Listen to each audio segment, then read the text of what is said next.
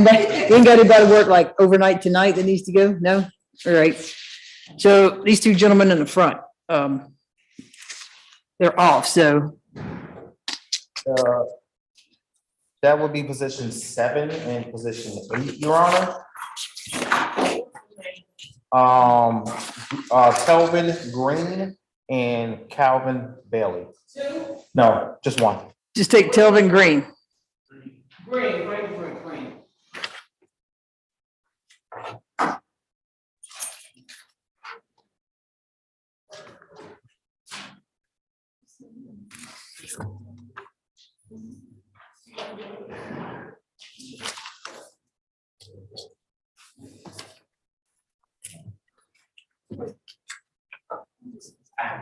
Right, Telvin Green, whichever. Come on up here. Tap this microphone, see if it's working, because half the time. They uploaded a second commitment package like a week after the first one, which was all the right ones. Yeah,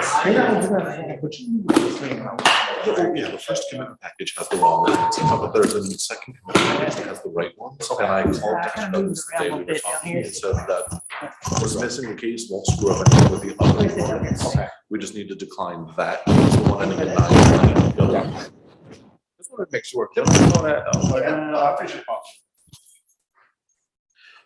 You want to approach the stand? Yeah, hold on a second. Okay. He's been. Oh, it's still not. It's still not. It's still not cooperating. So what you may have to do since it's, hit the little green button. Hit that button. I'll hold it. There you go. Now tap. Hello? I just pull it down since you're talking to it. That's. Tap on it, make sure it's still, just do that. Okay, hit that. All right, so this will be position 7, Bostic. It's 22 CP 212716, 209 days without indictment. Got possession of fire by a convicted felon, possession of marijuana with intent to distribute, possession of fire or a knife during the commission of or attempt to commit certain felonies. Where's Mr. Lyle? I'm on your Zoom screen. Okay, I was like, okay, so you still have it. I'm like, so your lawyer's on there. Do you see him? Okay, all right. All right, go ahead. Officer, would you raise your right hand? Do you swear affirm testimony you're about to give is the truth, whole truth, nothing but the truth? Yes, Your Honor. All right, if you could state, spell your name for the court reporter, please. My name is Cody Swanger, currently, currently assigned as a detective with the City of Atlanta Police Department. You spell your name for the court reporter, please. CODYSWANGER.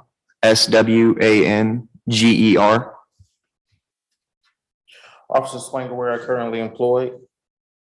I'm currently employed with the City of Atlanta Police Department. And were you employed with them on September 28, 2022?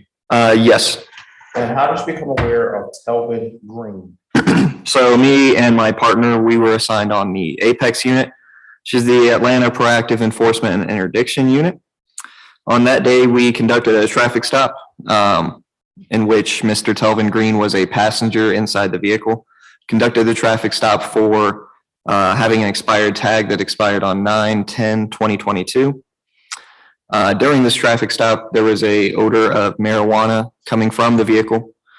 We asked both occupants to step out and so we could conduct our investigation into the odor of marijuana. During the investigation, it was found under Mr. Telvin Green's seat, a loaded firearm, a Glock 22 with a serial number. Apologies, the microphone of the witness stand seems to be coming in and out. Do you need me to move closer? Move it down. Move it down a little bit. Is that better? Yes.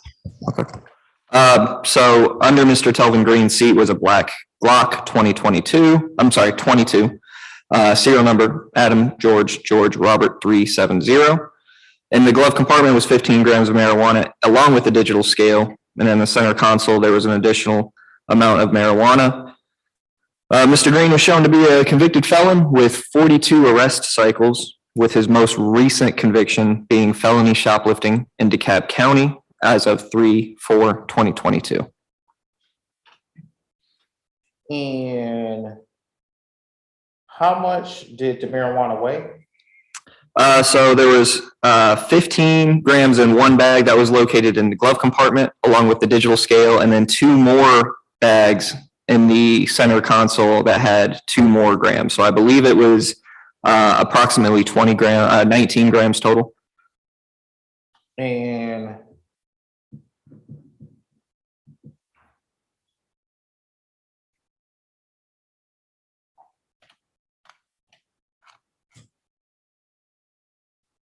did he have any cash on him?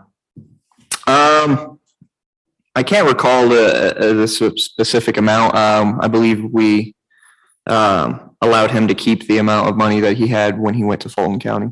So we didn't count it. And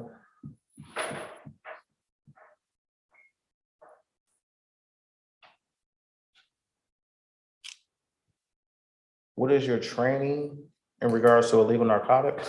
So I have done extensive training. I've done drug identification and recognition. I've done biochemical lab testing. I've done gang training. I don't have my record in front of me, but I have attended a large amount of additional training outside of the City of Atlanta Police Department, as well as being on the Atlanta Proactive Enforcement and Interdiction Unit for approximately 5 years.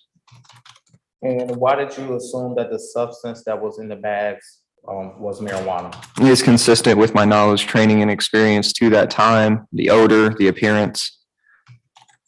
Can we get you to check the podium microphone for me? Should I adjust it? No, mine. I think it's mine. Sorry. Can you hear me now? Okay, I'm sorry. Maybe I didn't have it in front of me. Is that better? Okay. And where did the stop occur? 902 Donald Lee Hollowell Parkway, inside Fulton County. And what's your knowledge, training, and experience? What is the reason for the digital scale? Digital scales are commonly used to weigh marijuana in order to make sales so that they can make sure they have an approximate weight. If someone wants to buy 3 or 4 grams, they use the digital scale to weigh that in order to distribute it.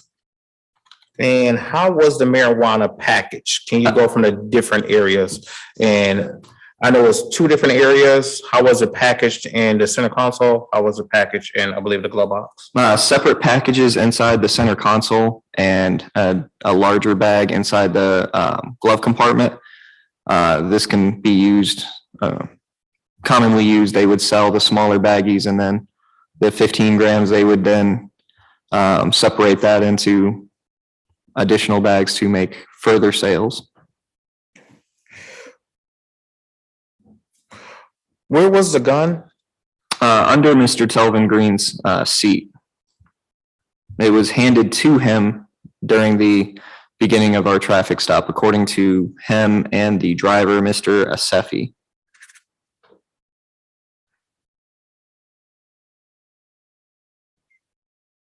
Did you see him handle the firearm? When we initiated the traffic stop, we observed something being exchanged between the driver and the passenger. Couldn't determine exactly what it was, but from our vantage point, it appeared they passed something to each other, which was later, during our interview of them, determined to be the firearm. And you went through his conviction. What was the basis, a little quickly, so just so I could have it down, what was the basis for the possession of a firearm by a convicted felon? So we searched his criminal history because he was in possession of a firearm and the marijuana that we located. Once we searched his criminal history, we located 42 arrest cycles with a most recent conviction for felony shoplifting in DeKalb County on 3/4/2022. And that was just the most recent one, not the only conviction. Do you see Mr. Telvin Green in the courtroom? Yes. And can you please describe an article of clothing he is wearing? He is seated at the defendant's table with a blue shirt on with a white shirt underneath. May the court recognize that he has positively identified the defendant. All right, noted.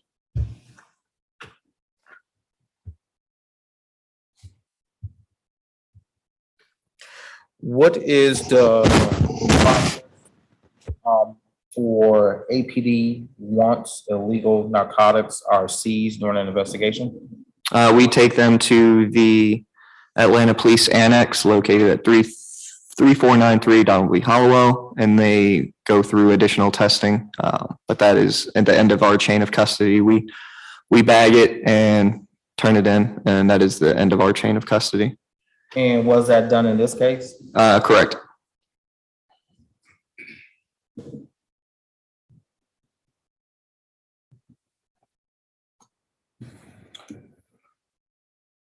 No further questions at this time, Your Honor. All right, Cross? All right, good afternoon. Hey, how are you, sir? Good. So regarding the stop, what was the reason for the vehicle stop again? It was a expired tag that expired on 9/10/2022, approximately 18 days before our encounter. Okay, and was the vehicle ever reported stolen? Not that I recall, no. Okay, and was the vehicle registered to the driver? I actually don't know. I don't remember. It's not listed in my report. Okay. Now, you stated that during the traffic stop, you saw an exchange between the driver and the passenger. Where were you located when you saw this? In our vehicle. So without tent, it's pretty easy to see movement inside of a vehicle. And once we initiate a traffic stop, we tend to, start watching pretty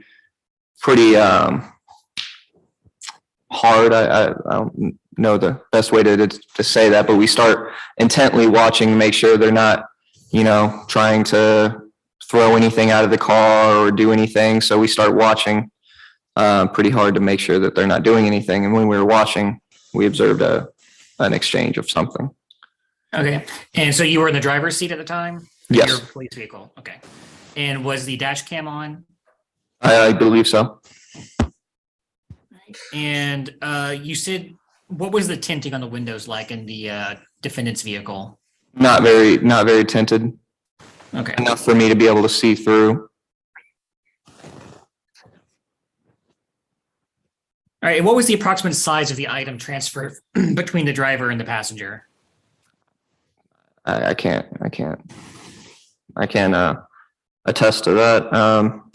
But I did read Miranda to both of them. And Mr. Green stated Mr. Asefi did indeed hand him the gun, which he stuffed under the seat. That's on body camera, and that was under Miranda. And Mr. Asefi stated the same thing. Mr. Asefi was read Miranda and stated the firearm was his, but he handed it to Mr. Green when the traffic stop occurred. And when was that interview done? Sorry? When were they Mirandized? On scene. On scene? Yes, And they were questioned on scene as well? correct. And were they together at the time of questioning, or were they separated? Separated.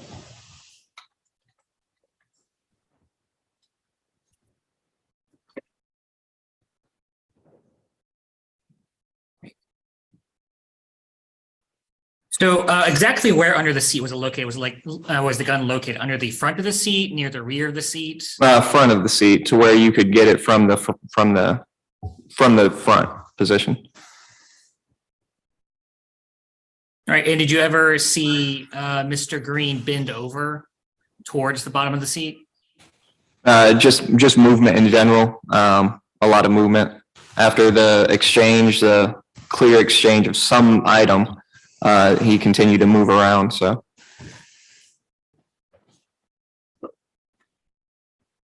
And regarding the gun, did that gun have a serial number on it? correct. Yes.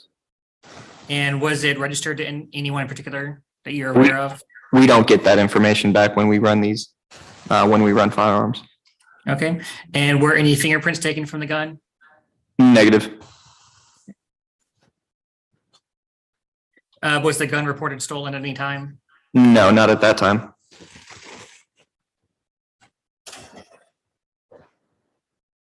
You stated that you had smelled marijuana when you approached the vehicle. Correct. Which side did you approach, the driver's side or the passenger side? I normally approach the driver's side. And how close to the driver's side window were you when you smelled the marijuana? I could smell it on approach, but I can't, I mean, I don't know as far as feet. Okay.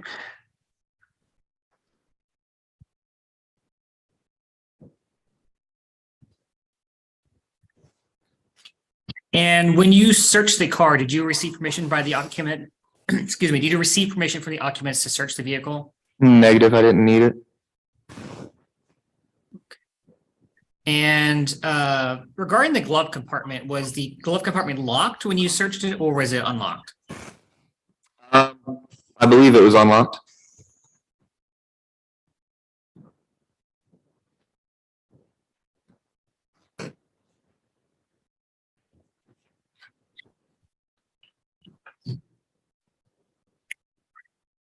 And was there any testing of the alleged marijuana done on site?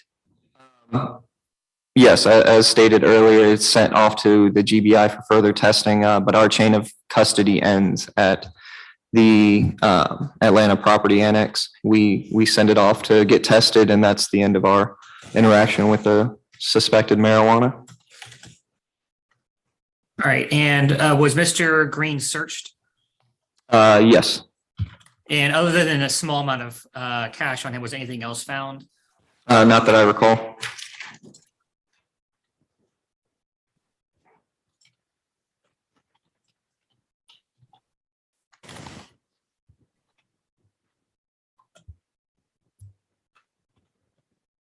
All right, and your body camera was on during the entire process of the traffic stop? Correct. All right. No further questions. All right, anything else on direct? I have no redirect at this time, Your Honor. What's it, anything else? No redirect at this time, Your Honor. All right, thank you. Stay safe out there. Have a good day, y'all. Thank you, ma'am. Mr. Lyle, your client's wanting to speak with you. I don't know how that'll happen here with him in the courtroom, you on Zoom.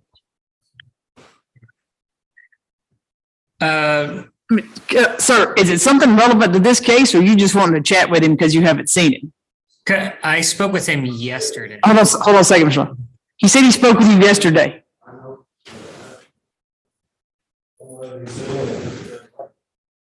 I can't hear his. I can't hear He's, his you know, response, Donna. so sir, you're kind of mumbling a little. He said some. I understand. I understand. I appreciate that. Mr. Law, he said some of the stuff the officer was saying wasn't right. So, Yes, from our conversation yesterday, his testimony did contradict what Mr. Green told me in person. So I'm aware of those facts that are different between his testimony and what my client says. Based on okay. conversation at the jail. All right. So that's kind of part of it, but absolutely, sir. All right, go ahead with your argument. Yeah, Yes, and I sir. will visit you again probably Friday to go over this hearing, sir.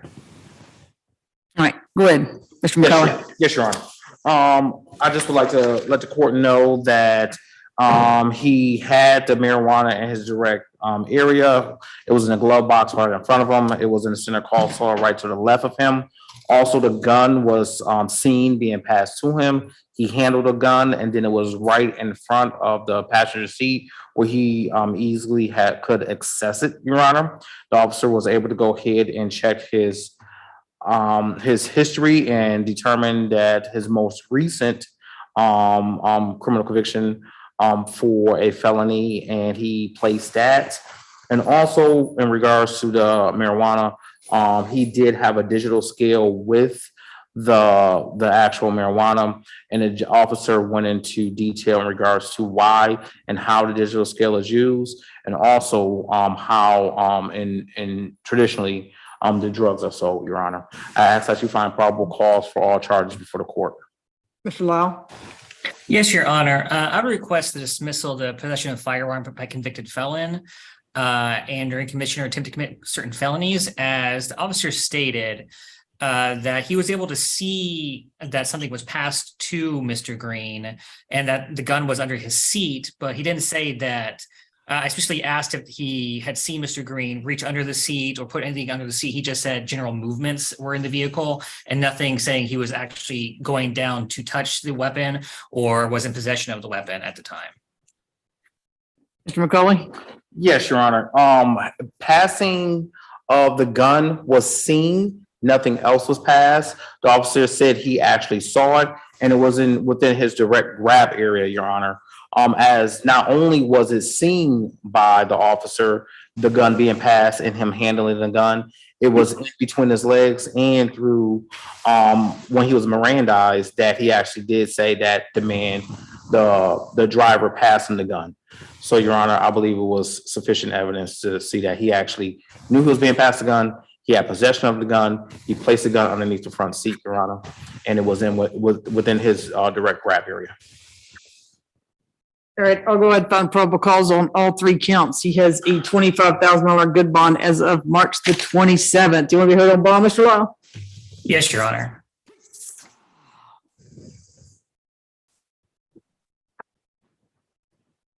Would you like me to make the argument first, or you would like for Ms. Bostic to? I was waiting. Wait a minute. Where'd Bostic go? Bostic.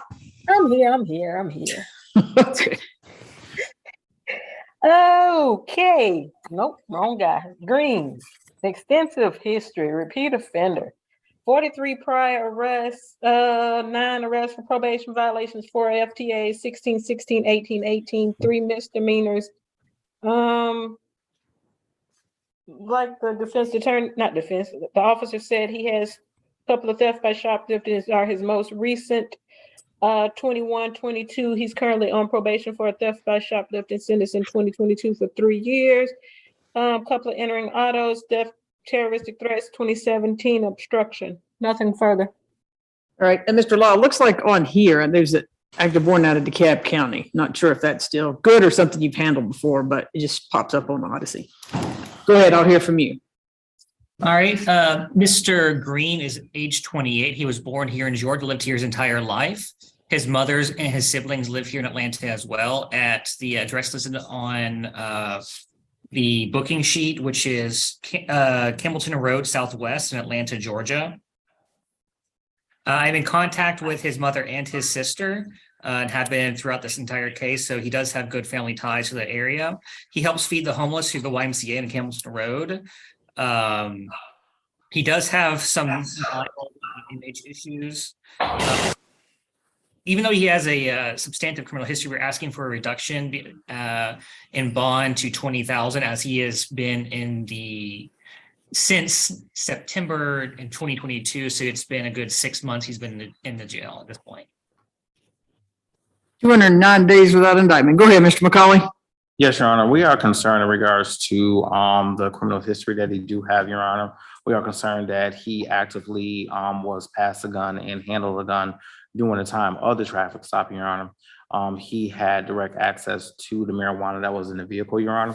We are concerned for the public safety and also the propensity for the defendant to likely commit additional felonies while out on probation. We will submit to the court while out on bond, Your Honor. We will submit to the court in regards to the amount of bond. All right. No drugs unless prescribed, no alcohol, no weapons, no further contact with your co-defendant. And it's SOHRAAB, last name ASSEFI. You can have an ankle monitor paid for by the county with a 24-hour curfew, court, lawyer, medical, and employment, as long as you supply the name of your employer, proof of employment schedule, the exact location you're going to be working. And also, sir, if you have that hold, you'll have 48 hours to have that ankle monitor placed on your ankle once you get released. So we'll see. 10,000, 2,000, and 10,000. Best of luck to you, sir. All right. Thank you, Mr. Lyle. Is that all you have, Mr. Lyle? Until night court, yes, Your Honor. Okay, thank you. All right, come on up. A few hours. What case are you here on? Bailey.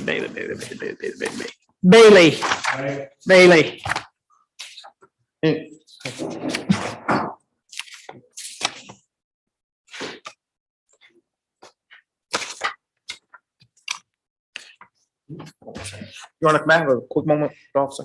Sure. Let's see. Position 8, right? Yeah, the theft by receiving stolen property? Yes, ma'am. Okay, yeah, position 8. Okay.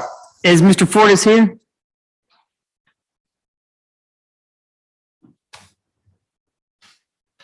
Don't, Back in 1 second, or I might have one more. okay, sure. I don't see Mr. Fortis. Scott Fortis.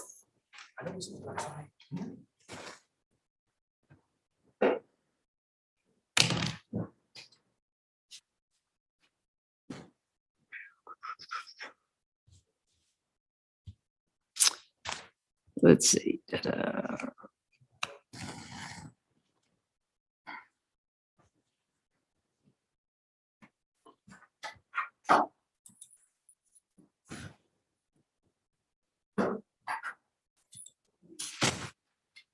Miss Watts, have we heard anything from Mr. Fortis?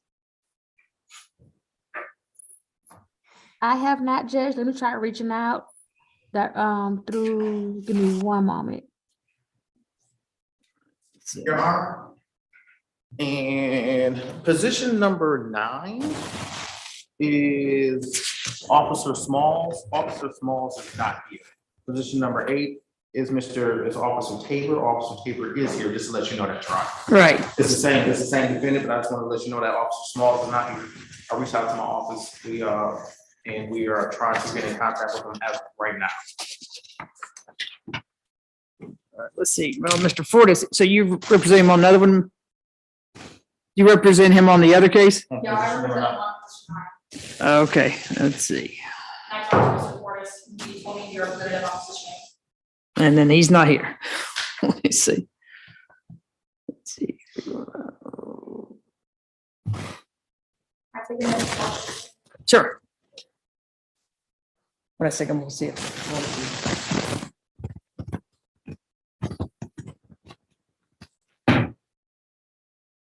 Yeah, this Judge Manning, is Mr. Fortis in?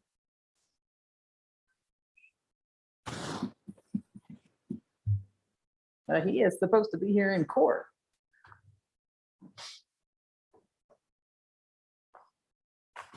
Uh-huh.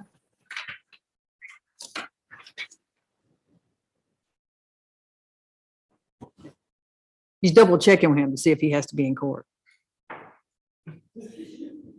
I think you should know, Your Honor, if anybody knows.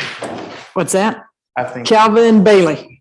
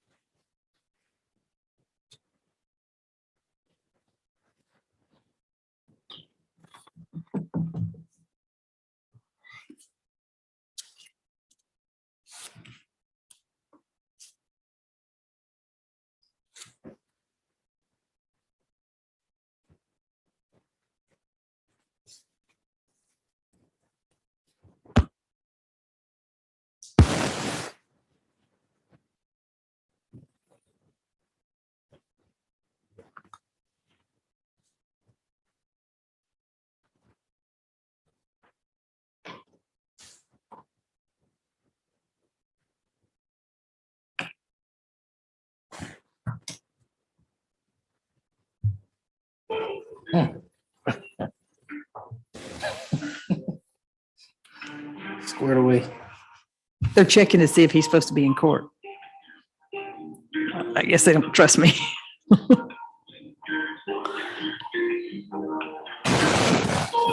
didn't want to have to listen to music all by myself. We appreciate it.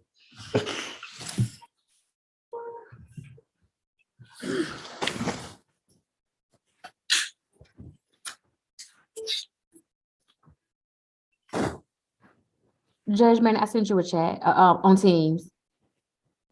What's that? Oh, check this chat.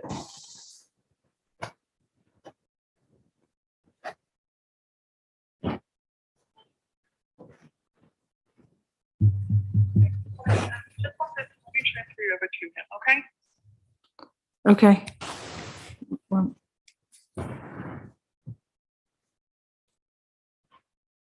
Mr. Fortis, it's Judge Manning. I have you down on my calendar for Mr. Bailey. I just sent you the Zoom link.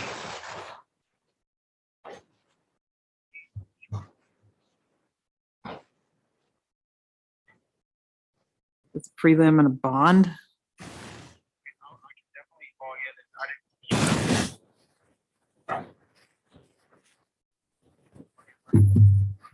Yeah, I just sent it to you, but let's see. I don't know that it said this.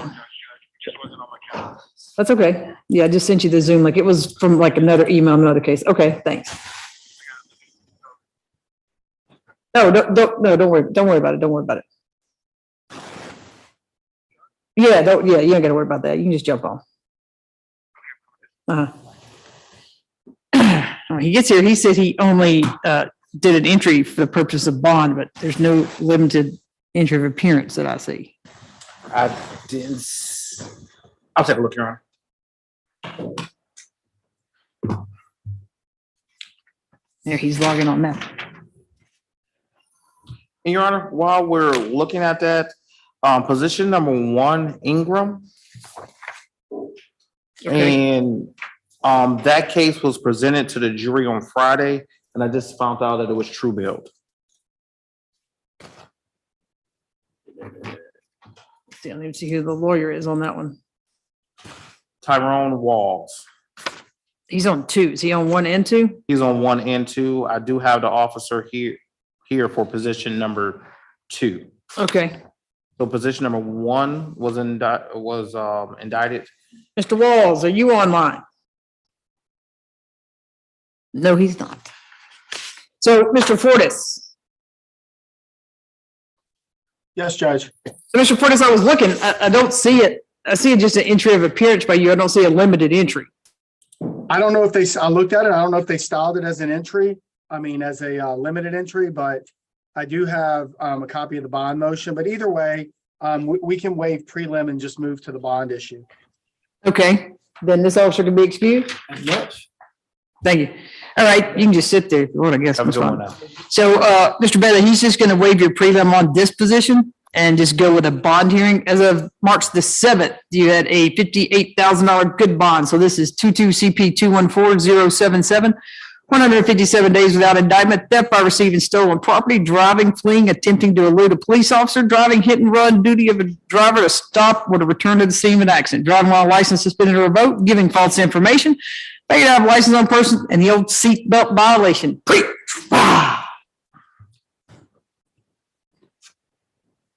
This is just on 8. Yeah, this is just 8. Number 15 prior arrests, blah, blah, blah, blah, blah, blah, blah. A couple open cases, also position 8, also 22 SC 182436, fleeing and eluding. Reckless driving, failure to maintain lane. 23 SC 216606, unauthorized use, possession of prohibited item, interference with government property. 17 SC 154969, on probation. 17 SC 154967. Burglary, criminal damage to property, theft by taking in both cases. Sentence on the same day. 3-year confinement, 2 years probation. Mr. Bailey, you're talking a little loud. So what? I was telling Mr. Bailey he's talking loud. I can hear what he was saying. Okay. Prior conviction for participation. A criminal attempted burglary and theft by receiving stolen property. Nothing further. All right. Go ahead, Mr. Fortis. Judge, and I'm sorry, earlier, did you say that there was already a $58,000 good bond on it? Yes, sir, as of March the 7th. Right, Judge. The case remains still unindicted. We would ask that there be a further reduction. He's 29 years of age. His whole family is here. He received his GED in 2017. He has a son that's about 6 months old.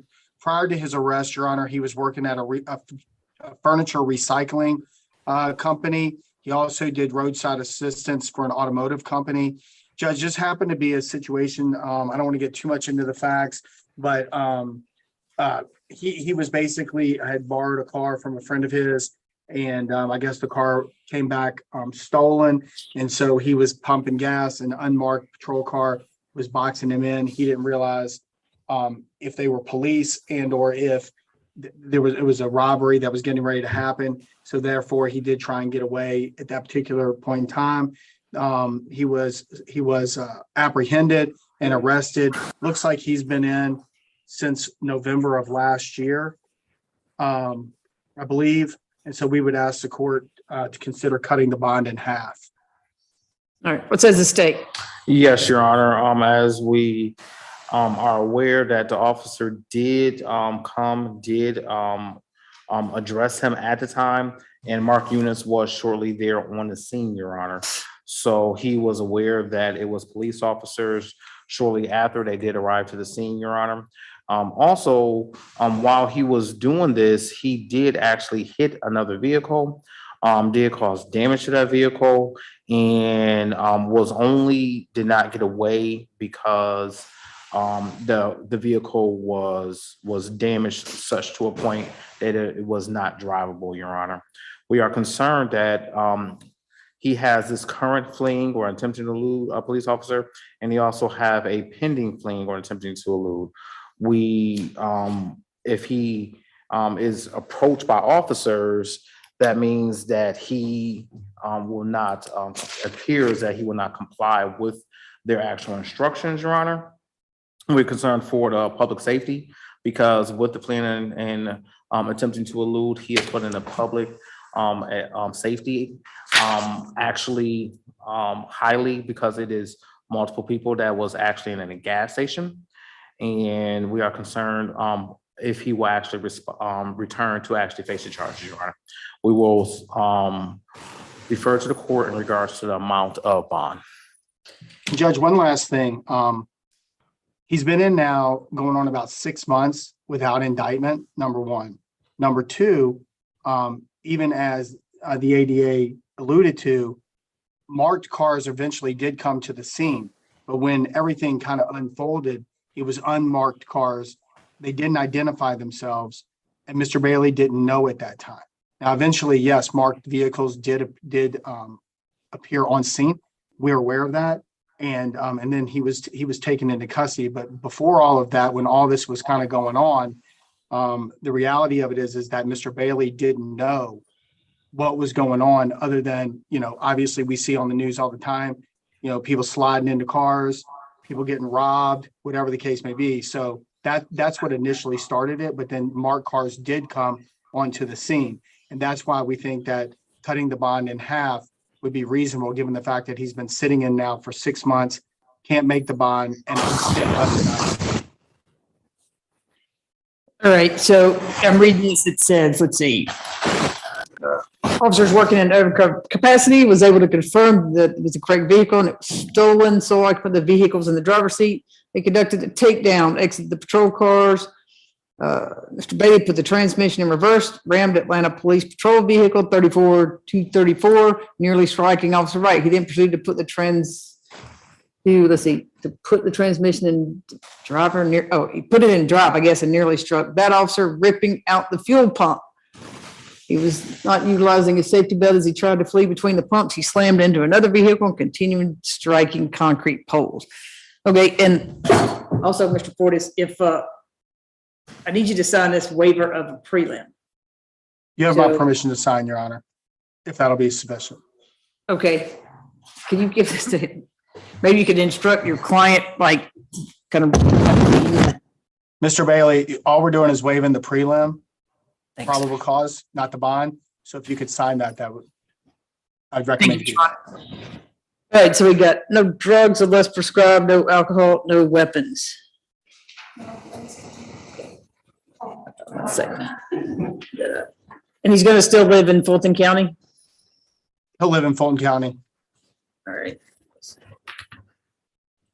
You're gonna have an income monitor paid for by the county with a 24-hour curfew, court, lawyer, medical, and employment. As long as you supply the name of your employer, proof of employment, schedule, and the exact location you're going to be working.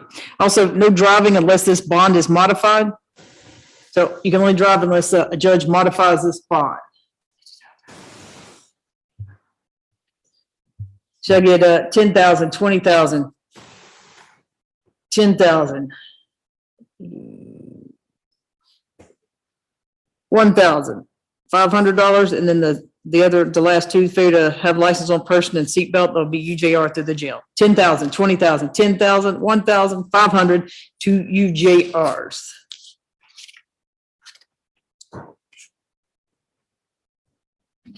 Best of luck to you, sir. Thank you, Mr. Fortis. Thank you, Judge. Sorry about my delay. No, that's quite all right. Judge, was your number 46? It's 41.5. 41.5, I'm sorry. That's Uh-huh. right. It's okay. Okay. Thank you, Judge. All right, have a good one. So what's the status with Officer Smalls? I haven't heard anything in regards to Officer Smalls as of this time, Your Honor. Officer Smalls was subpoenaed for the hearing, Your Honor, but Officer Smalls is not here at this time. Officer Smalls worked for what department? Officer Smalls is with APD. What's Officer Smalls' first name? The first initial is L. Hold on one second. Oh, I got, okay. So yeah, it's on here. It just says L on the warrant. All right. Ms. Rondon? Yes, Your Honor. I would object to any sort of continuance in this case.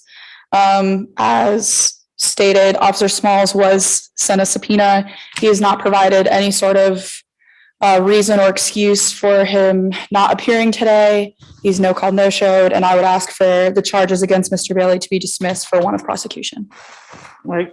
Mr. McCauley? Your Honor, the officer was subpoenaed about our procedures that we have in our office. It was sent to the custodian and the custodian did have it. We sent it in enough of mandatory time, and at this time, Officer Smalls is not here.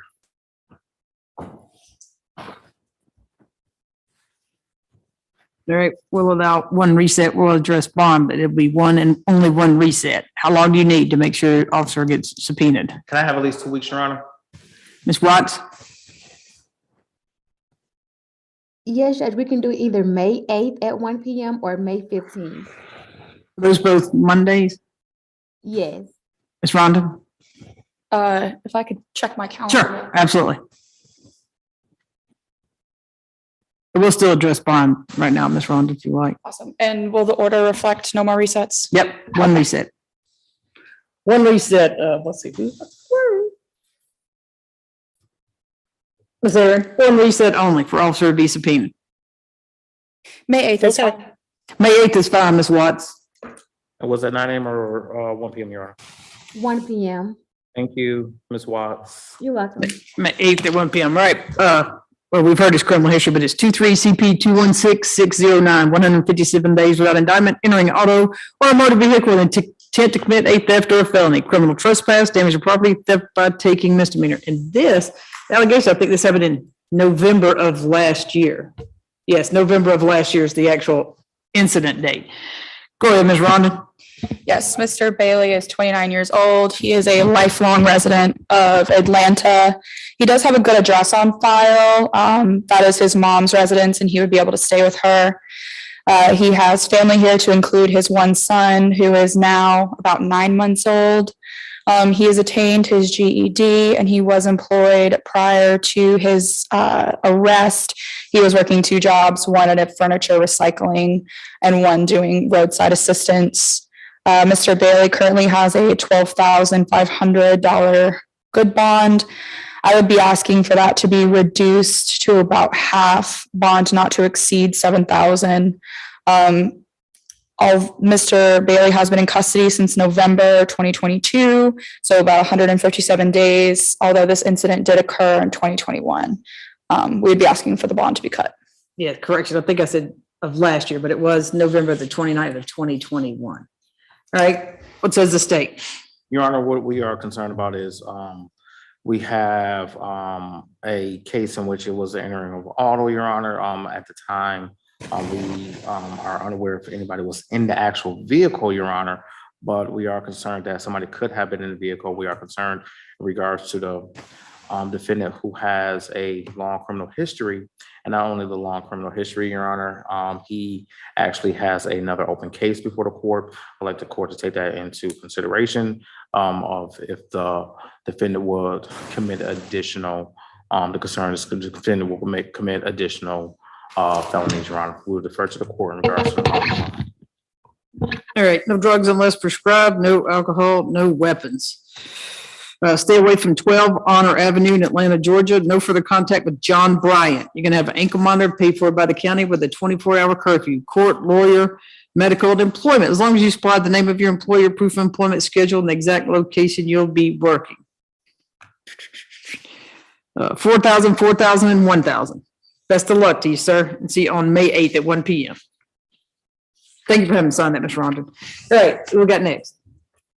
Your Honor, we have, What case? You got two cases, right? You want to come on up, ma'am? who will be the officer in positions 3 and 4, Your Honor. All right, let's see.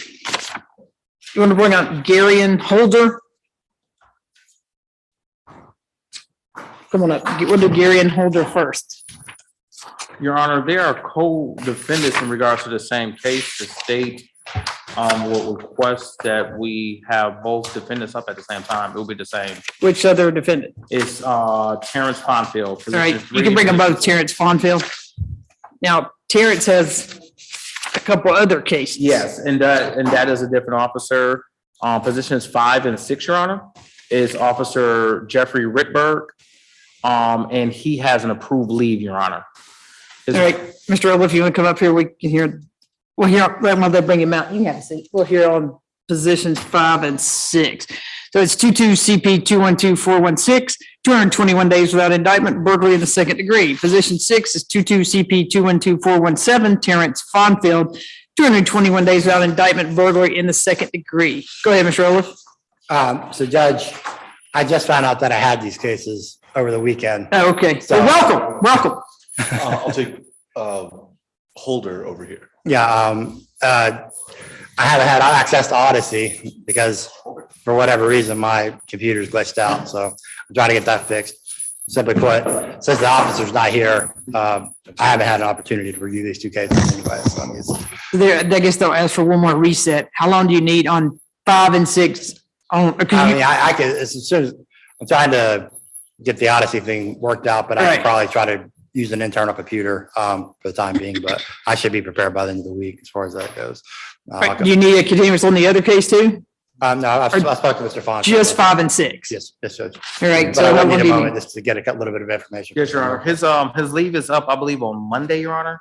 So with his approved leave is through this week up to Monday. So he wouldn't get it, so you probably won't the week after that. Yeah. That's fine. I'm okay with that, Judge. All right, what's that, That'd be the 8th, I believe. oh yeah, in May 8th, May 8th.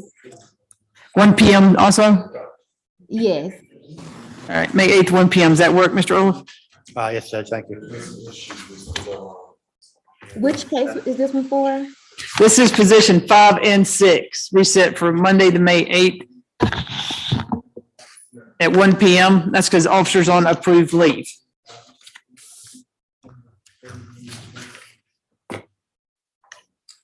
Thank you, Judge. Thank you. Got that, Ms. Aaron? Is that it for you? I have it. Yes, ma'am. We'll see you this evening. I think you got it. All right, so now, Bostic, we're going to handle position 3 and 4. You want to raise your right hand, officer? You swear affirm testimony you're about to give is the truth, whole truth, nothing but the truth. I do. All right. State your name for the court reporter, please. My name is Ratisha Smith. It's Ratesha. Last name Smith, Smith. And I currently work for the City of South Fulton Police Department as a detective. All right. So we got position 3 is 22 CP 212415, 221 days without indictment, burglary in the second degree. And we have position 4, 22 CP 212415, Gary and Holder, 221 days without indictment, burglary in the second degree. Go ahead, Mr. McCauley. And Your Honor, just since it's all three of us, is okay if I do my questions from the bench? Okay. And officer, did you say detective? Is that correct? That's correct. I apologize, ma'am. And detective, were you employed with the City of South Fulton on August 8th, August 10th, 2022? That's correct. And how did you become aware of Gary and Lynn Holder and Terrence Fonfield? Mr. Fonfield, just a little bit lower because that microphone is a live microphone, so I can hear you. That's okay. On August 10th, 2022, at 5415 Old National Highway, were dispatched in reference to a burglary in progress. And what county is that in? That's in Fulton County. Please go ahead. We were dispatched to the location. Upon our arrival, there were two males in the wood line who were going towards the Old National Plaza near Grown Folks. There was a gold Infiniti that was outside near the wood line by the dumpsters. There was a female and a male inside that vehicle. The female was Tamara Richmond and the male was Reginald Wilburn. The second offender had got away, which was identified as T-Baby, which we found out his name was Terrence Fonfield. There was CCTV video footage on scene. The outside of the video footage was in color. The inside was in black and white. Mr. Fonfield did not have on a mask, so you can see his face clearly. And as far as Mr. Gary and Holder, he also did not have on a mask, and he had that same sling on CCTV footage. And what did you see on the CCTV footage? So on CCTV footage, you can see two males using a yellow crowbar to force entry into that business. After they force entry into that business, they're seen going through the kitchen to where the liquor and storage is, where they took cases of liquor back and forth outside to the wood line to that Infiniti. And is the CCTV on the outside, is it in color? Yes, And for the CCTV on the inside, is it in color? it's in black and white. In black and white. Are you able to see facial features for the CCTV on the outside? Yes, Are you able to see facial features for the CCTV on the inside? yes, Are you able to see body gait in regards to how somebody is walking for the CCTV on the outside? yes, Are you able to see body gait as regards to somebody is walking for CCTV on the inside? yes, And are you able to see the full, were you able to see the full body on the CCTV on the outside? yes, Are you able to see the full body on the CCTV on the inside? yes. You said it was a business. What is the name of the business? The business is called Daiquiri Bar and Grill. And did you get in contact with the owners of the Daiquiri Bar and Grill? His name is Reginald something. I can't. Do you have any of your notes? Yes. If you can refresh your recollection and please spell the name for the record. His name was Reginald Miller. It's Reginald. Last name Miller, common spelling Miller. Did you speak with Mr. Miller? Yes, I did. During the time that this incident occurred, was the business open or closed? Closed. And it was closed to the public and all public? Yes. And did Mr. Holder work for the business to the best of your knowledge? No, sir. He did not work there. Did Mr. Fonfield work for the business? No, sir. Did Mr. Fonfield have permission from the owner to enter into the business? No, sir. Did Mr. Holder have permission from the owner to enter into the business? No, sir. What kind of business is this? This is a daiquiri / bar and grill.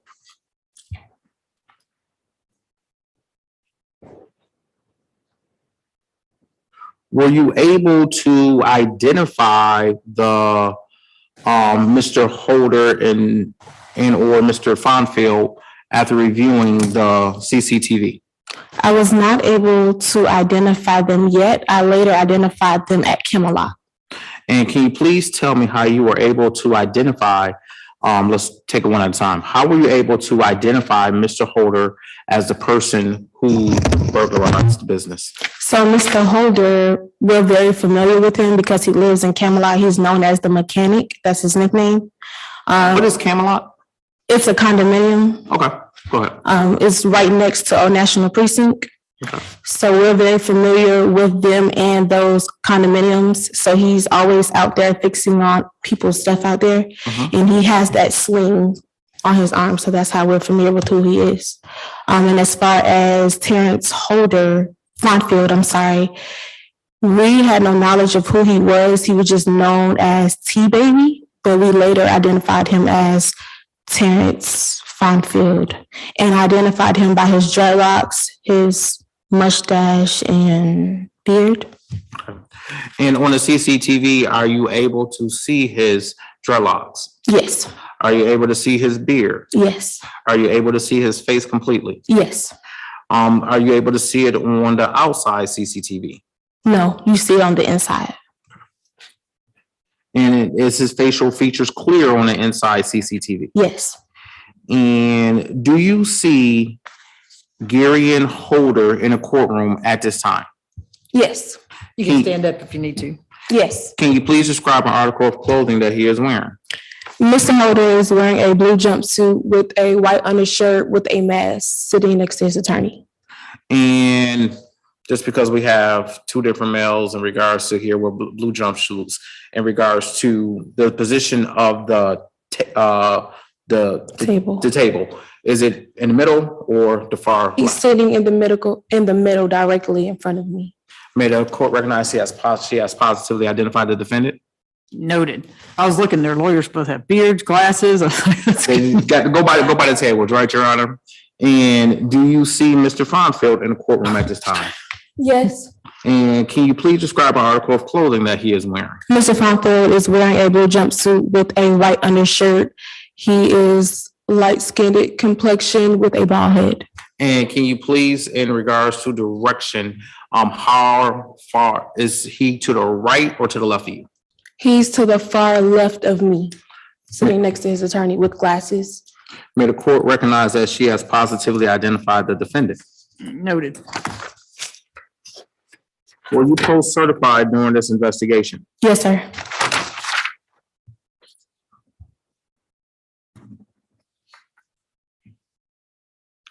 In reviewing the CCTV video, do you see Mr. Holder carrying bottles of alcohol out? No.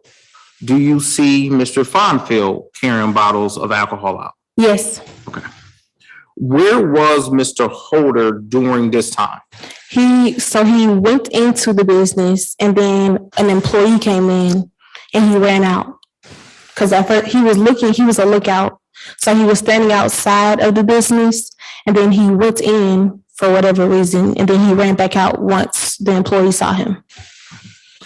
And what about Mr. Fonfield? What did he do once the employee? Mr. Fonfield initially with Mr. Reginald Wilburn used that crowbar to get into the location. So he had access way before Mr. Holder arrived on scene. He was standing guard.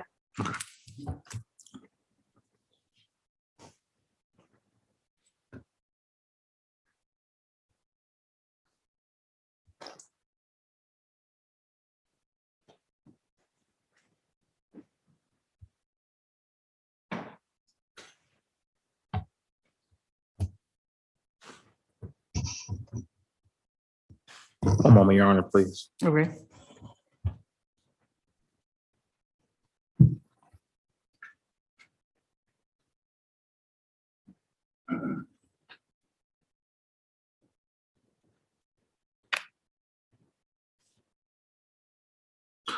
No further questions at this time, Your Honor. All right. Cross, Mr. Lyon. Good afternoon, Detective Smith. Good afternoon. For sake of ease, I'm just going to remain here rather than trying to switch everyone around and move things around. My name is Attorney Lang. I represent Mr. Holder. I'm going to ask you some questions, kind of follow up on some of what's already been talked about. Yes, sir. I want to start at the very beginning. So you say you see Mr. Holder at some point on CCTV at the location, correct? Yes.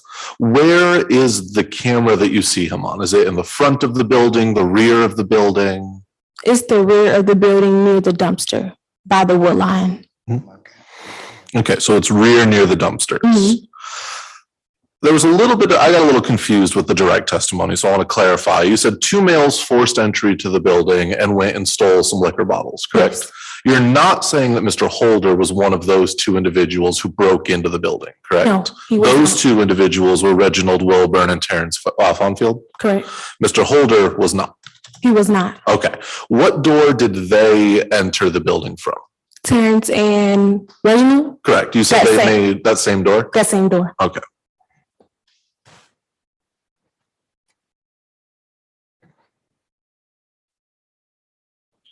Now, I believe you said that after these 2 males were already inside of the building, that's when Mr. Holder appears near the same door, correct? Yes. At any point on camera, did you view Mr. Holder interacting with these 2 males? Yes. At what point did you view them interacting? The Reginald and Terrence went back and forth multiple times to the wood line, to the vehicle, back to the business. And then eventually Mr. Holder is seen with them while they're getting more liquor. And then he's standing outside on camera with his sling, with the white shirt and some black pants. And then he goes inside and the employee comes in and then he runs out and you don't see him anymore. Okay. How many times had Mr. Wilburn and these 2 other males, how many times had they entered and exited the premises before Mr. Holder appears? At least 2 or 3 times. Okay. So with whatever they were doing, they had done 2 or 3 trips back and forth before Mr. Holder appears. Yes. Okay. Now, your allegation is that Mr. Holder was the lookout, correct? Yes. However, he showed up. How long do you think these 2 to 3 trips had taken them to make? 10, 15 minutes? Maybe. Okay. So the supposed lookout didn't show up until about 15 minutes after everything had begun? That's correct. Was Mr. Holder arrested on scene? Mr. Holder was arrested in September of 2022. He was not arrested that day in August. On CCTV, did you view him holding any kind of crowbar or any burglary tool? No, Was he holding any kind of duffel bag or something that would show intent to move large quantities of things away? no, Was he ever viewed interacting with the vehicle that you said Mr. Wilburn or Mr. Fonfield were interacting with? no, not to my knowledge. Okay. Did you speak to the owners of that business as to whether they knew Mr. Holder? No, Did you ask them if perhaps Mr. Holder was someone who lived in the neighborhood and would come pick up the recycling cans in the back of the property? no, Whether he had an ongoing arrangement with them to show up at the property for that purpose? no. Okay.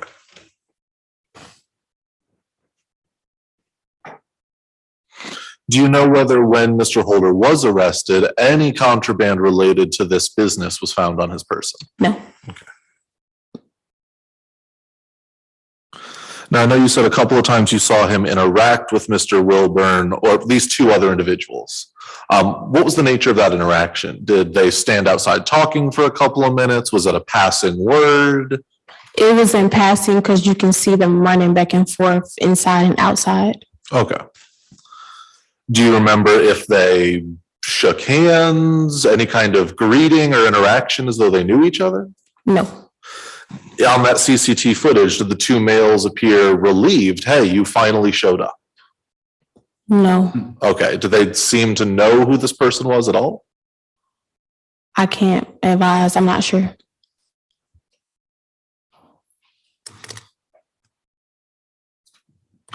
The surveillance footage, do you know if a copy of it was ever obtained and It put into was. evidence? It's in evidence at Okay. property. Were you one of the officers who arrived on scene or were you assigned this case afterwards? I don't see. Okay. Was your body worn camera activated? Or did you have a body worn camera? I know sometimes detectives don't in the field.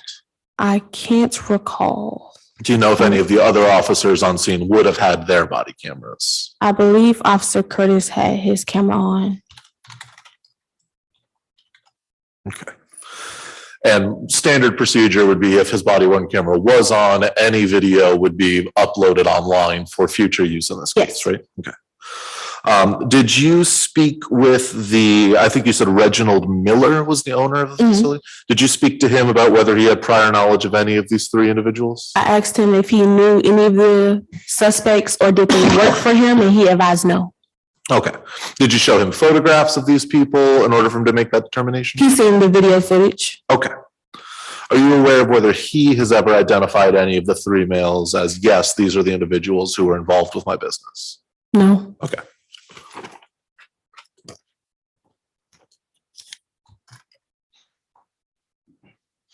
On body camera, or not body worn camera, I'm sorry, surveillance camera. You said at one point you see Mr. Holder enter the business, correct?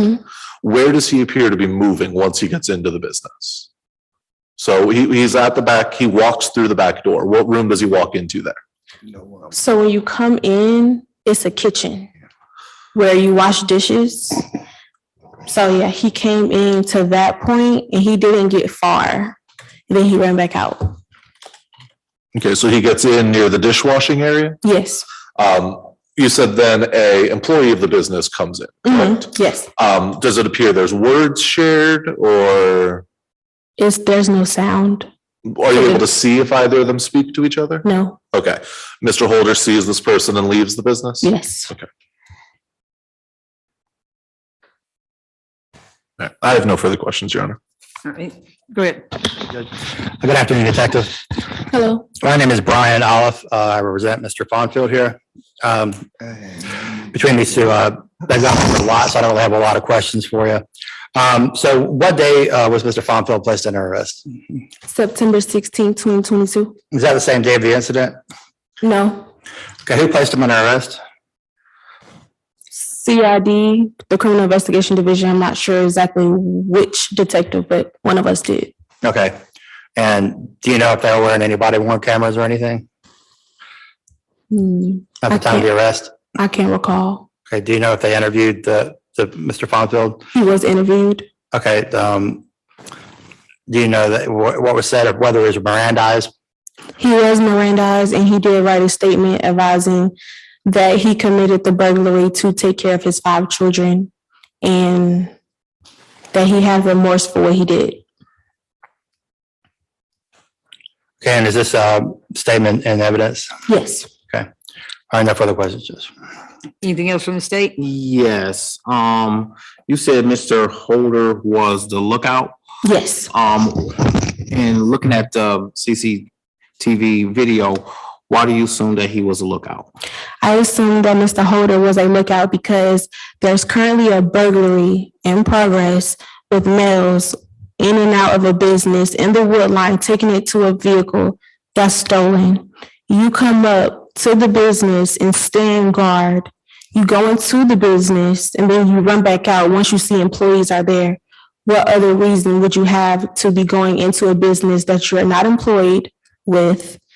You have no reason to be there. On top of there's 2 males stealing that you're in passing with who you live out in Camelot with. So what other reason would you have to be there? No further questions. Anything else, Mr. Lang? Yes, Your Honor, briefly. You said that Mr. Holder was the lookout because why would he be here if these 2 men were stealing these things? Did the items have any indication on them saying, hey, these items are stolen? Those items were identified as stolen by the owner and by the employees.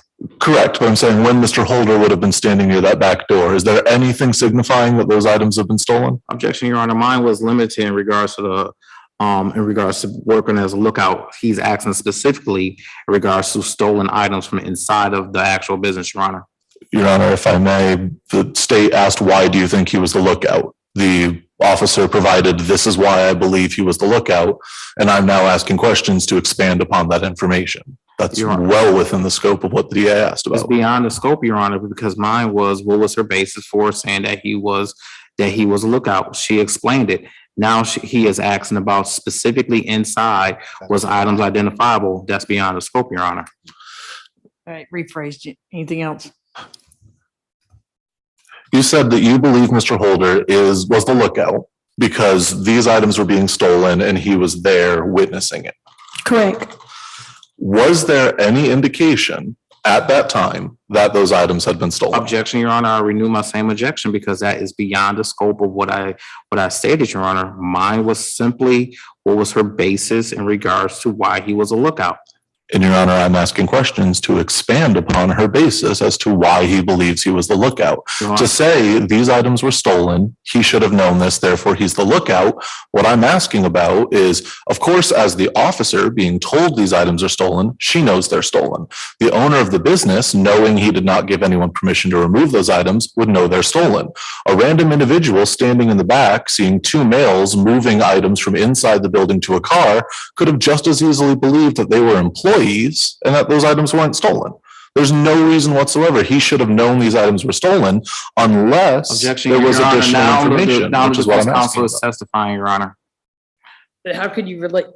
Oh, Ms. Gandy's like, stop talking over each other. Her eyes got big. I think she's mad. How does that still relate to the fact of the lookout? The question he asked about the lookout. Because what I'm trying to show you, Your Honor, is that in order to say these items were being stolen, therefore he's the lookout because he was there, we need to know whether he knew these items were stolen, because that's the basis upon which he's being called the lookout. He knew these items were stolen and he was making sure nobody came in to interrupt the stealing. The question is, did he know they were stolen? Because if not, he's just some random guy standing in the back of the building, not knowing what's going on. And these might just be employees taking things somewhere else for all he knows. That's why I'm asking the questions of, were any of the bottles broken? Was there packaging on them? Was there something saying property of this place on them? Information like that. Because to say he was back there and didn't do anything, therefore he's the lookout, if he's not involved with these men and just sees two people moving things from outside of business, the likely assumption is that they're employees moving things from the business, as would be their job. What? So to say he's the lookout because two men were moving things is not accurate unless there's additional information as to why he should have believed these two males were stealing something. And again, I don't want to jump into my entire probable cause argument That's now, probably but it. That's probably more connected as far as I've never seen nothing stolen like that. how you believe that he's connected to the other two males. More so than he was just standing there. you know, at this point, I'll withdraw and make my probable I kind of cause get what you're argument. asking, but yeah. I'll make the probable cause argument based on what I already have. All right. Anything else, Mr. Olaf? No, thank you. Okay. Anything else, Mr. McCauley? You had a statement, nothing else, Your Honor. All right. Thank you, Officer, Detective. Have a good week. Thank you. All right, go ahead with argument. No argument, Judge. Mr. Lane. You know, I'm going to ask the court not to find probable cause in Mr. Holder's case. Mr. Holder is being accused of being the lookout in this case. Therefore, I guess would be being charged party to a crime for the burglary.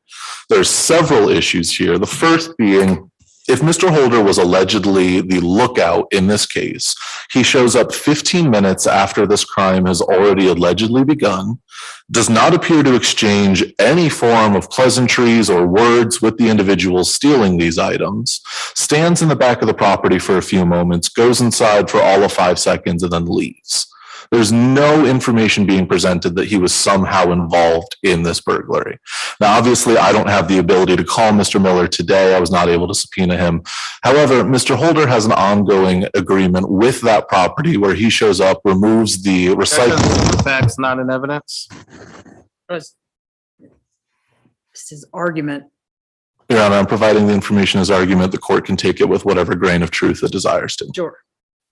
Mr. Holder has an ongoing agreement with this property where he picks up their recycling and uses it to sustain himself by returning those items through, one of these recycling companies. That's the reason he was on that property. I understand the argument of bad timing, but that's essentially what happened here. Mr. Holder showed up. He did not know who these two males were. He had no interactions with them. If he did have interactions with them, I would ask why he's never seen helping them move any of these items, not keeping a lookout near the alleged getaway vehicle, not walking in and helping with any of these incidents. He shows up 15 minutes later and leaves before whatever happened was done. That's not a lookout. That's somebody who happened to be at the property in passing, but is not involved in this burglary. There's no information presented about him getting any benefit from this burglary, having any of the proceeds on him at a later date when arrested. The information, again, states that they kind of spoke in passing, him and these two other males. There was no greeting, no any evidence whatsoever that they were expecting his arrival or planned on him being there. Based on all of that information, I'm asking the court not to find probable cause. Again, I understand the argument of bad timing, but that appears to be what this is. All right, No argument, Judge. all right, go ahead, Mr. Your Honor, also, Mr. Holder, it wasn't bad timing, Your Honor. You see two people actively burglarizing a business and you go there, you stand there for a while. They're running in and out. This isn't employees. Nobody is closed to the public at that time. Nobody is allowed to go there at that time, Your Honor. He knows this because according to his arguments that you're supposed to go there to get the bottles. So no, you are not going there to get bottles. You went there, you saw what was going on, you stood there, you interacted with them, you saw what they were doing. They went back and forth to this vehicle multiple times with the bottles from the actual business, Your Honor. And not only that, he is known with the sling. So him wearing a sling, no, he wasn't going actually inside of the business at the time. He was an actual active lookout, Your Honor. And he actually made the additional step, Your Honor. As he saw what was going on, he went inside the business itself. This isn't no mistaken belief that he was supposed to go back there and get bottles. He was supposed to help out in any kind of way. Once he entered into the business, then if he was there on a proper purpose, he went and ran when he saw an employee, Your Honor. That shows that he did enter into the business to go ahead and to commit an additional felony or to rob, as he was actually the lookout for, Your Honor. So I ask that you find probable cause in regards to for Mr. Holder. Now, in regards to Mr. Fonfield, he was there, seen on CCTV, breaking in, using a crowbar and going back and forth to the getaway vehicle multiple times with liquor in his hand. He actually did admit to it at that time, Your Honor. I actually found probable cause for both defendants in this case. All right, so probable cause for Mr. Fonfield and for Mr. Holder. We'll go ahead and be heard on both. I think both, let's see, Mr. Fonfield had bond in February, Mr. Holder had bond in January.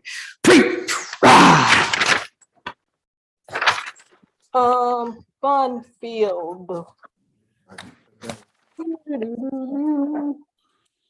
Funfield. Number 18 prior arrest. First offender, firearm by first offender in 2014, firearm by convicted felon given false name. Open case on probation in Clayton and sentenced in 2022, 3/8/2022 for theft by receiving stolen property for 2 years, couple of FTAs, purchase, manufacture, and sale. That's about 10 years old, and firearm by a convicted felon. And Holder, 19 prior arrests, 1 misdemeanor, 2 arrests for probation violations, 2 FTAs, 17 in 2022. A couple of felonies, but they're old. Most recent appears to be in 01 purchase, possession, manufacture, and sale. Nothing further. All right, go ahead, Mr. Olin. Thank you, Judge. And are we able to address all three for bond today? Sure, I'll go ahead and All right, address thank all you. three. Because again, I didn't know about the other two till recently. Sure. All right, Mr. Fonfield is 30 years old. He's lived in Georgia his entire life. The address on file is a good address. He has 3 children that he helps support. He plans on getting his GED. He was working at a skating rink as an assistant manager prior to being incarcerated. And also he's been volunteering since he's been in the jail. He's been volunteering, doing volunteer work the entire time there. He's cut his dreads off. He's cleaned up, ready to get back into society and be a productive member. He's been in jail for over 7 months, Judge. I believe he got a $30,000 bond on his one count about a month or so ago, a couple months ago. So, I mean, he's been in jail for a long time, Judge. He doesn't have any money. So we just asked, I know the judge isn't inclined usually to give a signature bond in situations like this, but we would just ask the lowest amount possible and not to exceed $10,000 for all 3, Judge. Thank you. All right, go ahead, Mr. Lang. His Honor, Mr. Holder is 60 years old. He's lived in Georgia for more than half of his life. He's a United States naval veteran, having served 4 years in the United States Navy. He was medically discharged due to injuring his knee. He was stationed in San Diego for all 4 years of his active service. He has 2 grown children. He's a high school graduate. At the time of his arrest, he was unemployed. He's in the process of trying to gain disability due to a number of medical reasons. Currently, while in custody, Mr. Holder has nerve damage in his right arm. He has a severe hernia. He has the already issues in his left arm. There are extensive medical issues that Mr. Holder is trying to get dealt with. However, as I'm sure you already know, is the medical unit at the jail, while doing absolutely everything they can, does not have the necessary equipment to help with a lot of serious medical issues. Mr. Holder has been in continuous custody since September 17th. He was originally granted no bond, later granted a $15,000 bond. I'm asking the court to set a signature bond in this case.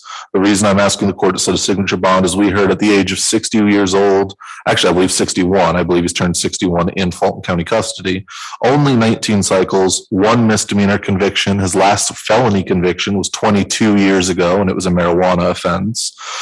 He's not a significant risk to reoffend. He's not a significant risk to any victims. He's not a significant risk to the property of the state, nor is he, in general, endangered. He has extensive ties to this community. I believe he's the perfect candidate for a signature bond. Your Honor heard the argument made for probable cause in this case. Mr. Holder still maintains to this day, he is not the supposed lookout in this case. I understand the court found probable cause based on the testimony today. We look forward in the future to showing Mr. Holder's innocence in this case. If the court will not grant a signature bond, then we would ask for a bond not to exceed $5,000 so I can put this through the bail project. So there's a Jonesboro address. Is he going to live in Fulton County or that Mount Zion Road? Let me double check, Your Honor. That one? Mr. Fonville will be in Fulton, Judge. He'll do what? He'll be in Fulton. Okay. Your Honor, the address of record should be the 5685 Old Bill Cook in College Park. Oh, okay. Yeah, that's what she said. It must have been an old one. All right, Mr. Holder, position 4, Ms. Aaron. No drugs unless prescribed, no alcohol, no weapons. Stay away from 5415 Old National Highway. That's the New Orleans Daiquiri Bar. No further contact with. Your Honor, I'm not sure. Oh, gosh, yeah. It's okay. Sorry. I know. Mr. 3 people. I heard from 2. I'm not used to I got you. 3. I Go got ahead. Your Honor, in regards to Mr. Holder, yes, we are concerned in regards to the fact that he was a lookout, Your Honor. He did play an active role in regards to this, Your Honor. He did actually attempt to go ahead and enter into the building. He actually did enter into the building. And Mr. Fonville, Your Honor, small businesses is a backbone of our community, Your Honor. Going in, breaking in, that's a door that has to be fixed. That is liquor that's not able to be sold. That is additional security that is going to be necessary at the time, Your Honor. We have to understand that we not only have 1 charge of burglary in the second, it is 3 charges of burglary in the second, Your Honor. We are concerned for the public safety, Your Honor. We also are concerned for public property. We are concerned that he will commit additional felonies while out on bond. And that is the concern that the state has. We would defer to the court in regards to the amount of the bond. Okay. So back to Mr. Holder, no drugs unless prescribed, no alcohol, no weapons. Stay away from 5415 Old National Highway, the New Orleans Daiquiri Bar. No further contact with Reginald Wilson. No further contact with your co-defendant, Terrence Fonfeld. See, income monitor paid for by the county with a 24-hour curfew, court, lawyer, medical, employment, as long as you supply the name of your employer, proof of employment schedule, and the exact location you're going to be working. And anything, if you have to go to the VA, that includes that for any sort of services, sir. $7,000 good bond. It's 7, Your Honor? Yeah. And all right, Mr. Olive. So we'll do all 3 of these, Miss Aaron. We'll start in position 3, but we'll address them all because Mr. Fonfeld has the 2 other cases which were reset, they're on no bond status. So position 3, no drugs unless prescribed, no alcohol, no weapons, no further contact with Reginald Miller. Stay away from 5415 Old National Highway, the New Orleans Daiquiri Bar. No further contact with your co-defendant, Garion Holder. This already has a $30,000, $20,000 good bond. Let's see, position 5. That's 22 CP 212416. Let me actually pull it up.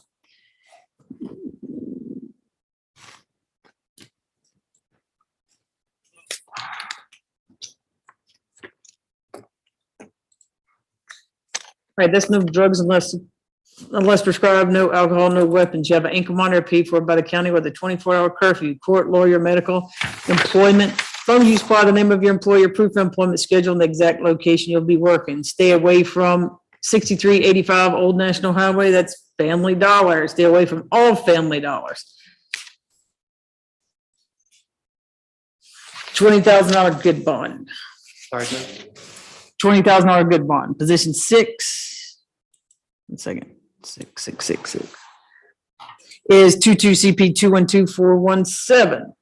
No drugs unless prescribed, no alcohol, no weapons. Stay away from 5304 Old National Highway. That's also a Family Dollar building. Stay away from all Family Dollar. You're gonna have an ankle monitor paid for by the county with a 24-hour curfew, court, lawyer, medical, and employment, as long as you supply the name of your employer, proof of employment schedule, and the exact location you're going to be working. $20,000 good bond. Best of luck to you, sir. thank you, Judge. Yes, sir.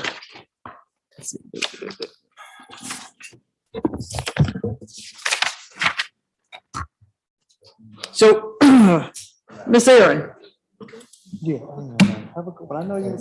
ma'am. so if you look at the indictment on number 1, does it look like the charges on number 2 were also included in that? Let me look.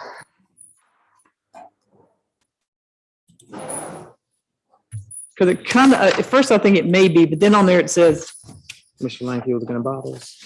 He was gonna buy those. You have the indictment number, Judge? on page 6 of the indictment. Yes. You have the actual number. I don't have the case number. Hold on, I can't hear you. I'm sorry. What's that? You have the indictment number? Yeah, it's, let's see. 23 SC 187281. Because on page 6 of that, it includes this case number, but it says not arrested on this charge. So I don't know what that. I'm sorry. Mr. Jeremy Ingram.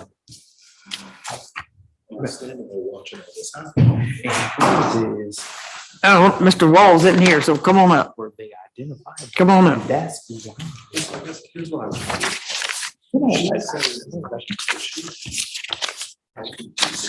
You see on the indictment where it says not arrested on this? But it says re-indictment. Yeah, I see that for the second case. Yes, but in the line it says re-indictment in all of them, so. It's interesting.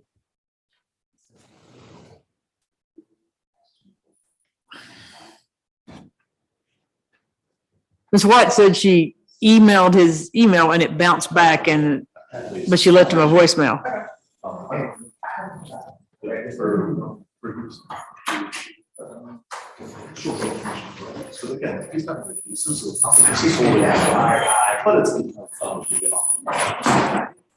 It looks like those charges are included on the on page 5 too. What's that? The firearm charge. Yeah. Absolutely. Thank you. Mr. McCauley, did you pull that up? Look at the indictment on Mr. Ingram, because it looks like the charges for position 2 may have been included, but I can't really. Because on here it says it says arrest date, it says not arrested on this charge, but you know how on that page 5 and 6, it talks about all the cases? Yeah, give me 1 second. Let me take a look. I saw it on Friday and I made sure today that it was actually true build, but. Right, but I think if you look at page 6, that's where it talks about case ending in 2393.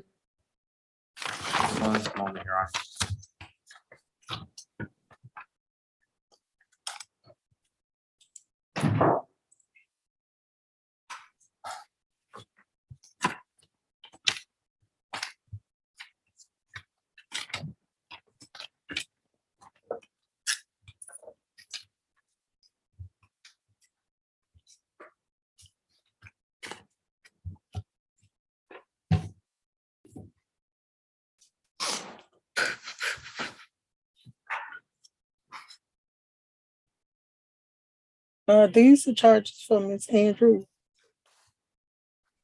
on page 5 and 6.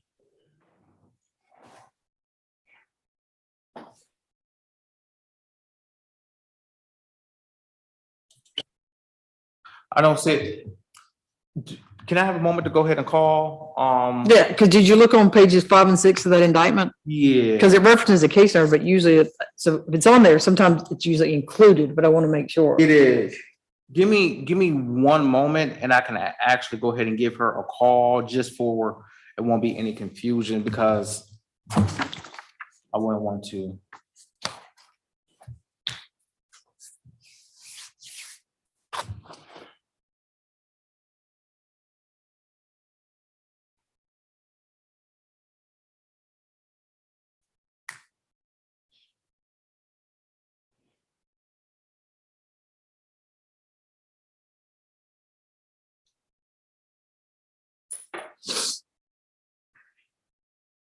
Is what, you mean, I'll just hold this waiver down here for you till tomorrow?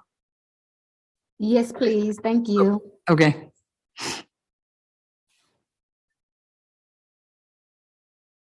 Your Honor, I do not have a phone number for her. Can I? You talking about Ms. Love or? Yes. Hold on. I can go ahead and email her and she's usually really quick. I'll only ask her about the one and not the other one. Okay. On Outlook, you know, if you search her name, it'll pull it up and Gotcha. click on it. It should give you her number. Let's see. It's Hold on. it's a mobile number, not her. Let me go ahead and do it here.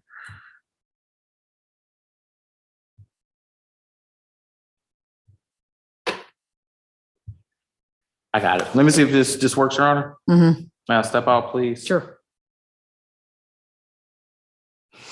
So, sir, one of your cases has been indicted. 22 CP 212391.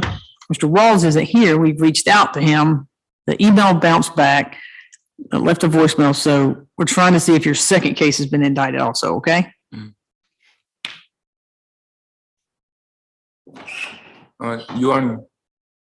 Do you know what case that is they've been indicted? The one that's been indicted? That is.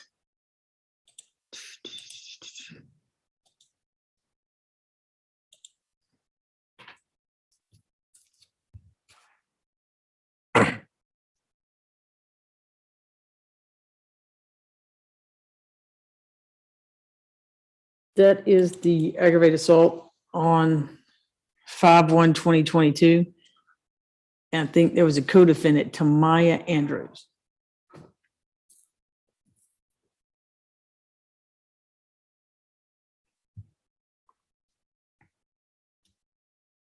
And then that one's still in no bond status. That, let me see who it got assigned to.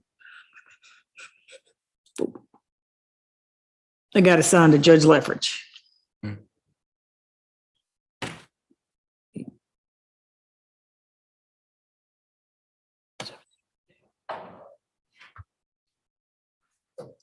I did not get an answer, Your Honor. She responds pretty quickly to emails. May I email her, Your Honor?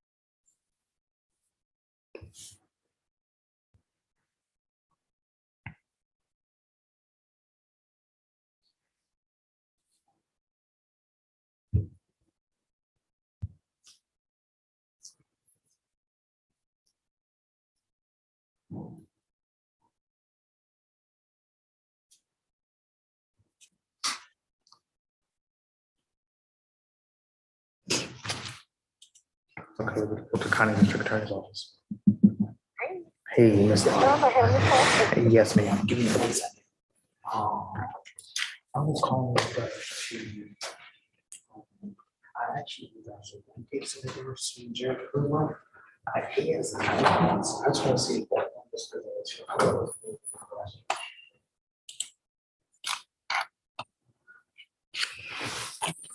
When did your rookie get hired there? When he got hired, I have no clue when he got hired. It's like his 5th day in FTO right now. No. December. All right. How you liking it? Awesome. Is this your first job as a cop? All right, good. Good for you. I was a cop 15 years. I liked it.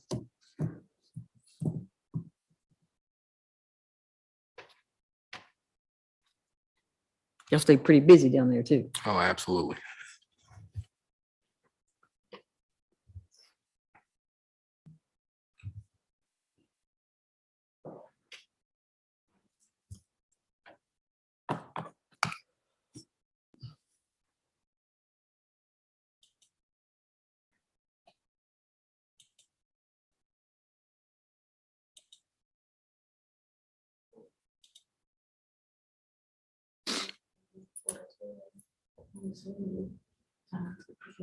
Yeah.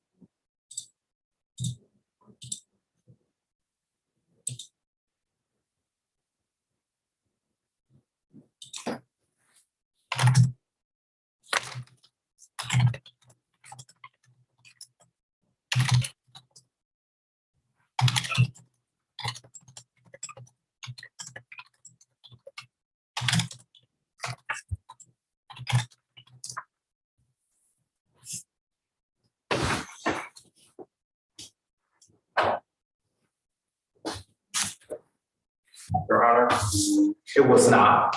It was only the first case. Only the first one. All right. Well, it looks like Mr. Wallace's email's not working, but Ms. Watts left him a message. Let's see here. Officer, do you need me to sign anything? Okay. Let's see.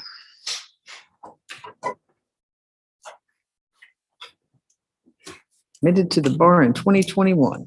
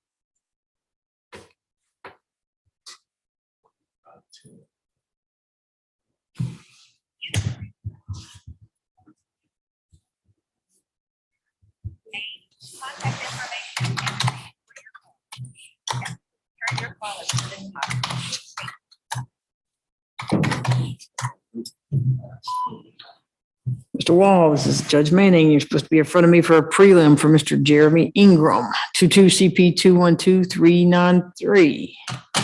Only one of his cases were indicted. The case that was indicted was 22 CP 212311. I'm calling from my cell, which the phone number should show up. Please give me a call back. I'm not going to keep the officer here all day.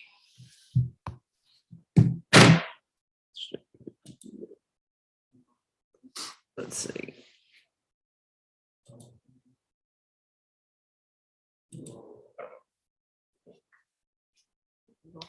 No.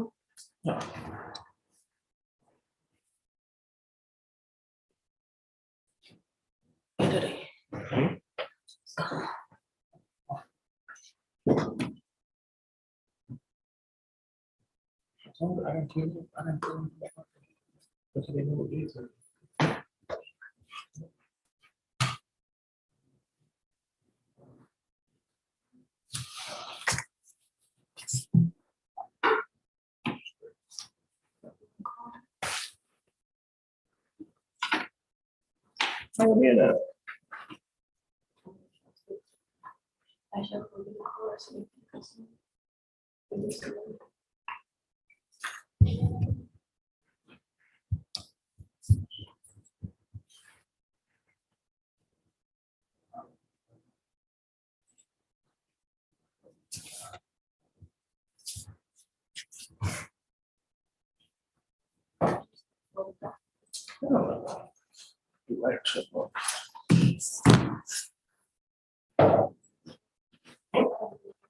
No.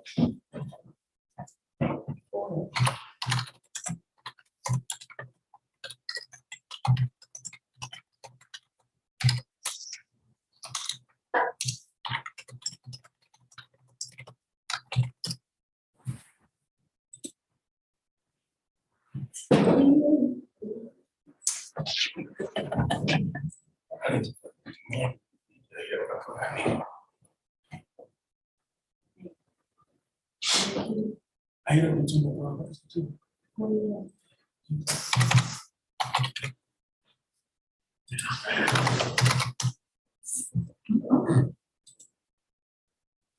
There's not a phone number that's listed on the state bar.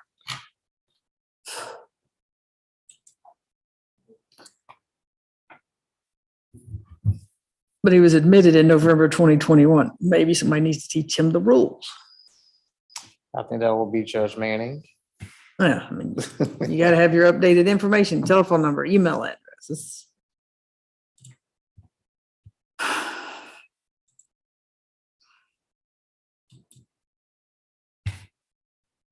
Well, I'm not going to keep these officers here all day, but he's been in 221 days without indictment. The other cases indicted, sir, I think you're there on no bond, but let me see this one.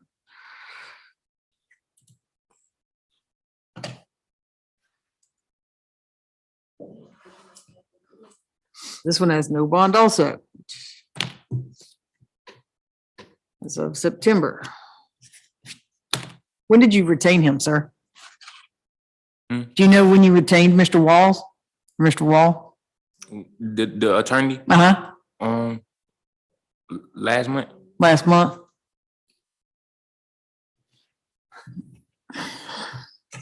Ms. Watts, when can we reset him for? Please make it on my calendar so I can make sure this lawyer knows the rules.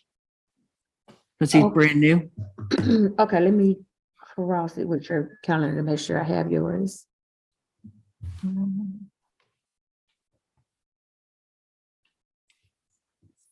He's not in compliance with no email on the state bar or anything else. May 8th should be your calendar. Wait for it to finalize, but May 8th should be yours. I think it's good for you. I got a firearms instructor class I'm teaching. No, May 8th? Yeah. All right. Okay. Give me 1 second. Is it just one day or is it for the whole week? It is that whole month, just Mondays and Tuesdays. Oh, okay. So you could put it on a Thursday, I guess. Yeah. Okay, how about May? Hold 1 second, let me make sure that's your day.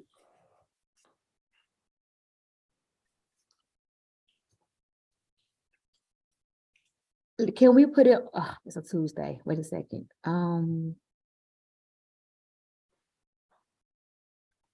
Cause it looks like 3 of the Thursdays of May is gonna be Judge Mann. May 4th is, I have you down for May 4th, but I think that may be too soon for Mr. McCully. You have me down for the 4th? Yeah, May 4th, it's up to the officer. I'm gonna May be here 4th works. regardless. You said you had me down for the 4th, Embryo? that's what I have, yes. Oh, okay. It would just have to be an add-on, because it's already published. All right. Do you want to do the morning calendar or? Morning best. Yeah, he said morning for the 9 a.m. calendar. Okay. Not sure how he's gonna get noticed since his emails are bouncing back. True, and I wonder, true, okay, wait.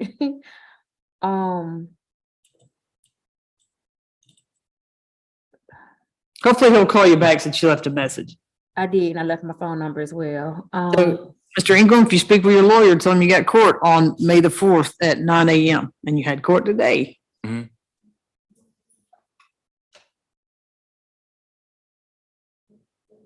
All right, May 4th at 9 a.m.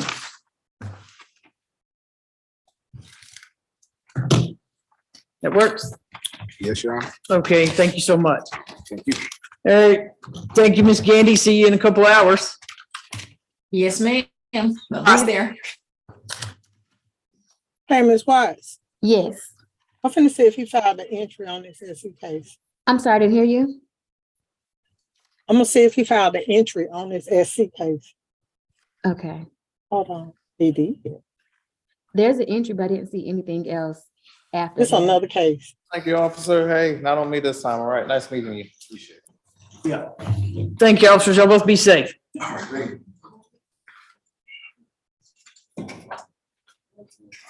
Oh, that's another attorney that filed that entry. Never mind.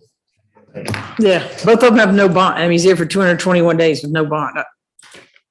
Yeah.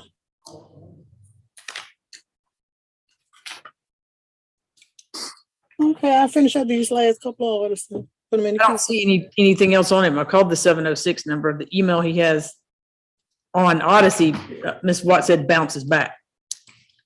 Right. Let me see, maybe his email is full. You're supposed to keep that stuff updated with the state bar.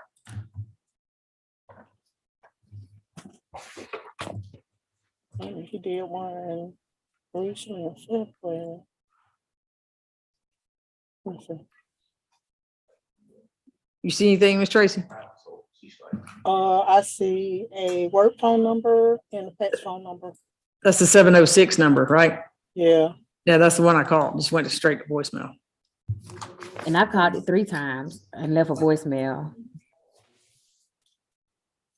That's interesting. And he got a Gmail account, right? Yeah, that's the Gmail. She said bounce back. Hmm. That's interesting. All right, sir, we'll get you back in here, May 4th, okay? All right. All right, thank you, sir. You welcome.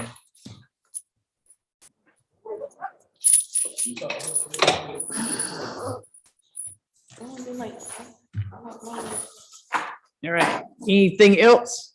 Yes, sir, that's the last one. Anything else? Thank y'all so much. Okay.